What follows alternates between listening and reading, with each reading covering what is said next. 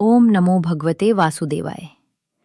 आज हम आपको सुनाने जा रहे हैं पुत्रदा एकादशी व्रत की पावन कथा, जो भगवान विष्णु जी की कृपा प्राप्त करने वाली अत्यंत पुण्यदायी कथा मानी जाती है। कहा जाता है कि इस एकादशी की कथा श्रद्धा से सुनने और व्रत करने से संतान सुख, वंश की वृद्धि और पारिवारिक शांति की प्राप्ति होती है।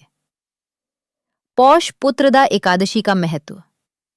धर्मराज युधिष्ठिर कहने लगे कि हे भगवान, आपने पौष कृष्ण एकादशी अर्थात सफला एकादशी का महात्म्य बताकर बड़ी कृपा की। अब आप कृपा करके मुझे पौष माह के शुक्ल पक्ष की एकादशी के विषय में भी बतलाइए।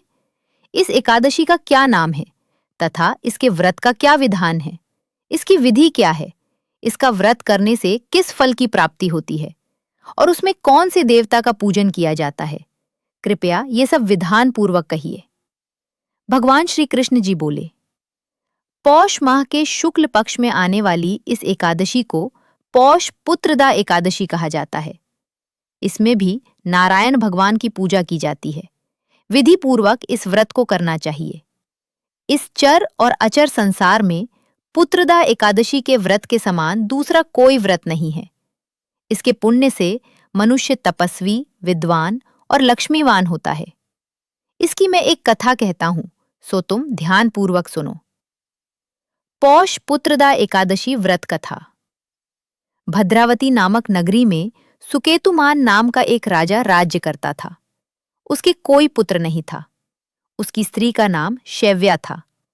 वह निपुत्री होने के कारण सदैव चिंतित रहा करती थी। राजा के पितर भी रो रोकर पिंड लिया करते थे और सोचा करते थे कि इसके बाद हमको कौन पिंड देगा। राजा को भाई, बांधव, धन, हाथी, घोड़े, राज्य और मंत्री, इन सब में से किसी से भी संतोष नहीं होता था। वो सदैव यही विचार करता था कि मेरे मरने के बाद मुझको कौन पिंडदान करेगा। बिना पुत्र के पितरों और देवताओं का ऋण मैं कैसे चुका सकूंगा? जिस घर में पुत्र न हो, उस घर में सदैव अंधेरा ही रहता है। इसलिए पुत्र उत्पत्ति के लिए प्रयत्न करना चाहिए। जिस मनुष्य ने पुत्र का मुख देखा है, वह धन्य है। उसको इस लोक में यश और परलोक में शांति मिलती है, अर्थात उनके दोनों लोक सुधर जाते हैं। पूर्व जन्म के कर्म से ही इस जन्म में पुत्र, धन आदि प्राप्त होते हैं। राजा इसी प्रकार रात दिन चिंता में लगा रहता था।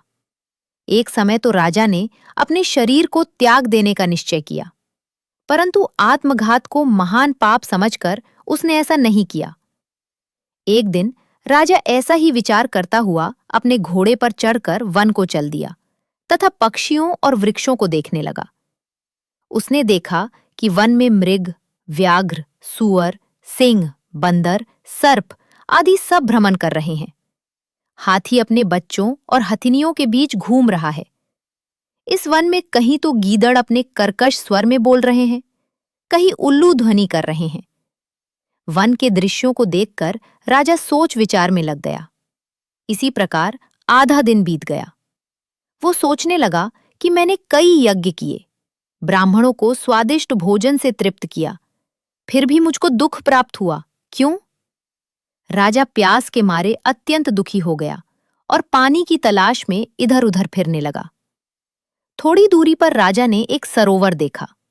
उस सरोवर में कमल खिले थे तथा सारस, हंस, मगरमच्छ आदि विहार कर रहे थे। उस सरोवर के चारों तरफ मुनियों के आश्रम बने हुए थे। उसी समय राजा के दाहिने अंग फड़कने लगे। राजा शुभ शकुन समझकर घोड़े से उतरकर मुनियों को दंडवत प्रणाम करके बैठ गया। राजा को देखकर मुनियों ने कहा, हे राजन, हम तुमसे अत्यंत प्रसन्न हैं। तुम्हारी क्या इच्छा है, सो कहो। राजा ने पूछा, महाराज, आप कौन हैं और किस लिए यहाँ आए हैं? कृपा करके बताइए। मुनि कहने लगे कि हे राजन, आज संतान देने वाली पुत्रदा एकादशी है। हम लोग विश्वदेव हैं और इस सरोवर में स्नान करने के लिए आए हैं। ये सुनकर राजा कहने लगा कि महाराज, मेरे भी कोई संतान नहीं है। यदि आप मुझ पर प्रसन्न हैं तो एक पुत्र का वरदान दीजिए।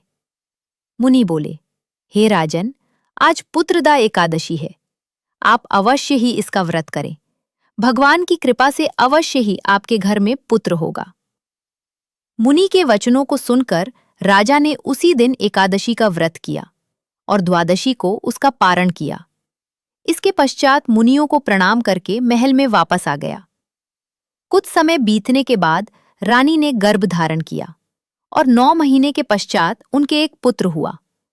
वो राजकुमार अत्यंत शूरवीर, यशस्वी और प्रजापालक हुआ। श्री कृष्ण बोले, हे राजन, पुत्र की प्राप्ति के लिए पुत्रदा एकादशी का व्रत करना चाहिए। जो मनुष्य इस महात्म्य को पढ़ता या सुनता है, उसे अंत में स्वर्ग की प्राप्ति होती है। इसी भाव के साथ पुत्रदा एकादशी व्रत की ये पावन कथा पूर्ण होती है।